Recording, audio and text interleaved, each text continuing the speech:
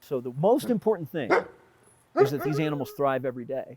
And so what's a typical day for a wolf dog like? Thriving at the Wild Spirit Wolf Sanctuary. So Wild Spirit's a permanent placement facility for wolves, wolf dogs, and other wild canine species. Most of the animals come to us from the exotic pet trade, but we also get animals from other facilities that are shut down for various reasons. We keep them here for life, so we don't do any adoptions or anything like that. And we basically try to provide them exceptional care, companionship, enrichment, vet care, all that good stuff.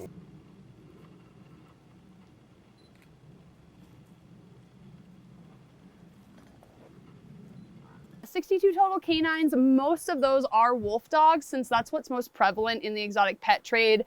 And specifically with us being a wolf sanctuary, we get a lot more requests for those than foxes or coyotes or coy dogs, but we do get requests for those as well.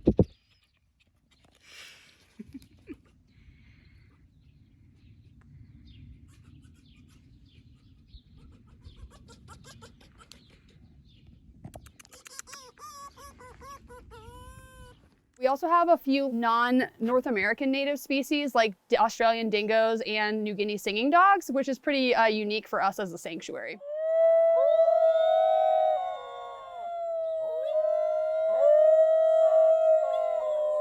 We are actually one of the top rescuing facilities in the entire country within these last 2 years. So while most facilities are kind of like maxed out because they keep animals until they pass away just like we do, we have been fortunate enough to bring in double digits since 2021. And so far this year, we're up to like 15. Almost every single animal here is here because of the human pet trade. A lot of these animals were in human homes. Some were at other facilities, but they were all born in captivity. And oftentimes what happens when you're mixing a domestic species with a wild species is unpredictability. And that's why a lot of these animals end up here. They're cute as babies, but then they reach maturity and they can become unpredictable. They can have behaviors that are undesirable in a home or dangerous in a home. Not all the time, but these guys specifically are here usually because of those circumstances.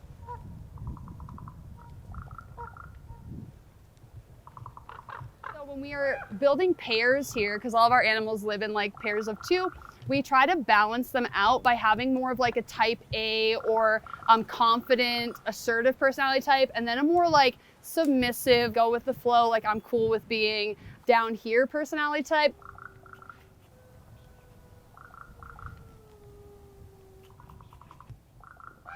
We have shy animals, extroverted animals, just like people, they all have like different personalities.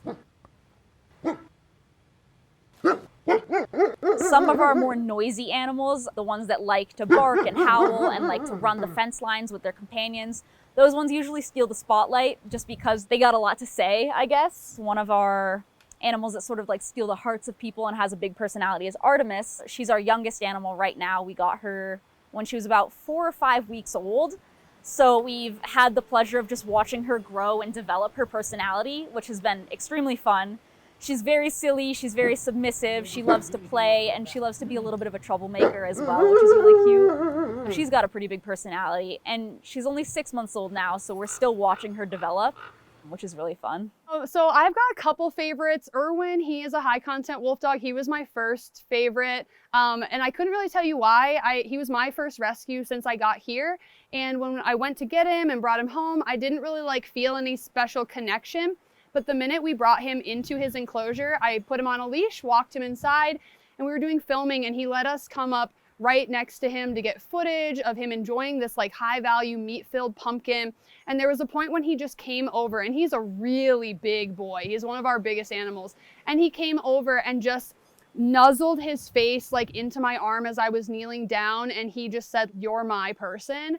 And now that Irwin's been here for over 2 years, he is a little bit of a different animal. He's kind of settled in, and he's shown us you know, essentially why he became a rescue. And most of why was because of unpredictability and aggression with his previous caretakers.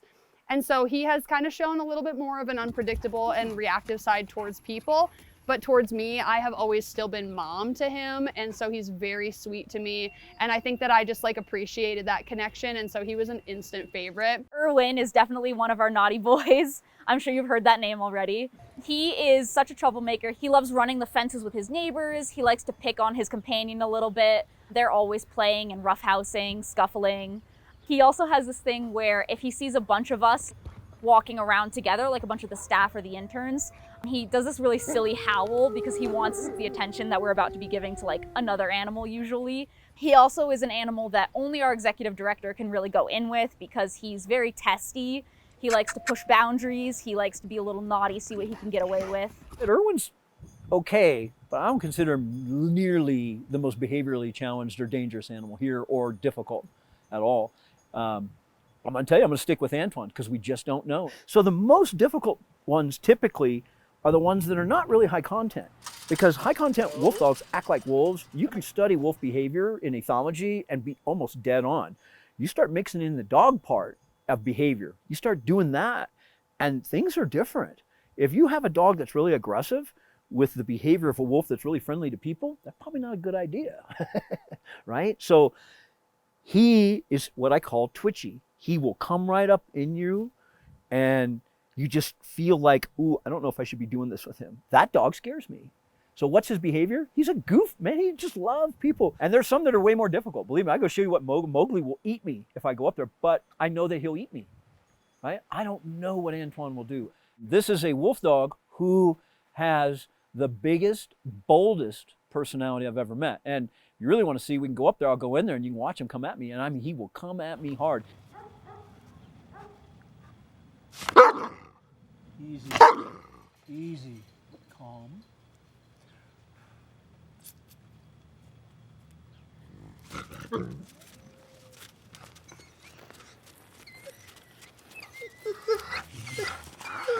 Mowgli, he's also one of our like more naughty boys, big personality. He's a lot of talk. He likes to like charge the fences and be all grumpy, but as soon as there's more than one person, he's like, oh, never mind, I'm kind of nervous now. He puts on such a face of being this big, intimidating, and grumpy animal. And he's also one of our bigger animals, so he looks impressive to go along with his like grumpy attitude.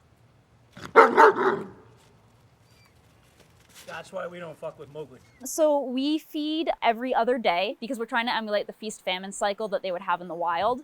So on days that we're feeding them, they get their medication first thing in the morning. Then we go around and we feed everybody. They always get so excited for. That's usually when they start up with howls and they're always running around. Once they're done feeding and they tend to like relax a little bit because they've worn off all of that energy from being excited for the food. And that's when we start animal care. So that's when the animals will receive enrichment. That's when they get to interact with their favorite keepers. That's when a lot of like the most exciting stuff during the day happens because they're getting new things in their enclosures like the enrichment. This team here, the staff here currently is so good about providing enrichment to these animals that they go out of their way. We have enrichment tours where they'll take like a toilet paper tube and they'll put some kind of a scent like a skunk, or not skunk, but fox or something. They'll put that in a box and they'll throw it to the dogs, and the dogs go through, they tear it up and they get it out and they roll on it. That's enrichment, man. Giving purpose to life.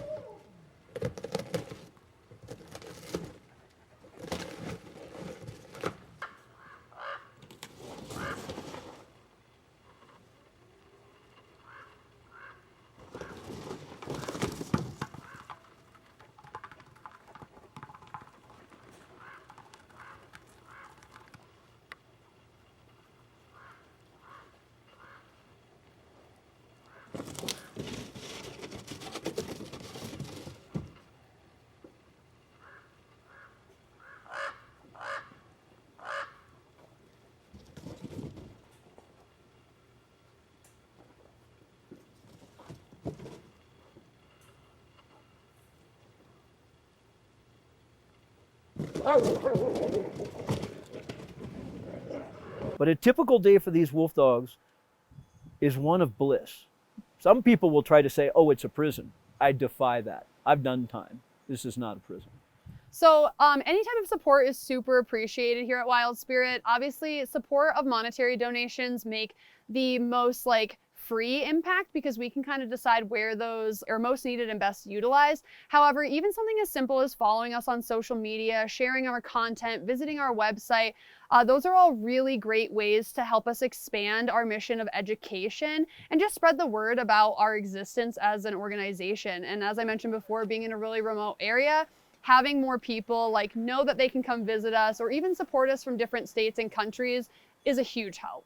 And we wouldn't be able to do any of the work that we do without people who believe in the mission and want to support us in doing it in whatever ways that looks like. So thank you, thank you. It is so appreciated on behalf of myself and the entire Wild Spirit team, and of course, our 62 rescues.